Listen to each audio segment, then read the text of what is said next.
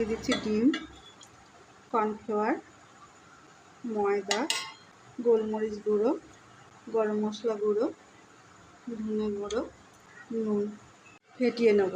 আমি এটা ভাপে দেবো। আমি একটা মিশ্রণ তৈরি করব, তার জন্য নিয়ে নিচ্ছি ধনে পাতা, পুদিনা পাতা বাটা, 2 চামচ মতো পেঁয়াজ বাটা, 1 চামচ আদা বাটা, 1.5 চামচের মতন রসুন বাটা, 2 চামচ লঙ্কা বাটা, দিয়ে দিচ্ছি আম বাটা, নুন আর দিয়ে দিচ্ছি হলুদ। এটা আমি ভালো করে মিশিয়ে নেব। এর মধ্যে দিয়ে দিচ্ছি লঙ্কা গুঁড়ো। ডিম ভাপিয়ে নিয়েছি, সেটা কেটে পুদিনা পাতার মিশ্রণটা মিশালাম। এবার আমি ময়দা আর কর্নফ্লাওয়ার কুট করছি। এবার আমি ডিমের গোলায় ভেজাচ্ছি, ব্রেড ক্রাম্বস মাখিয়ে নেব, তারপর আমি এক এক করে ভেজে নেব। আমার এটা হয়ে গেছে, আমি এবার এটা তুলে নিচ্ছি। রেসিপিটা ভালো লাগলে লাইক করুন, শেয়ার করুন, সাবস্ক্রাইব করুন।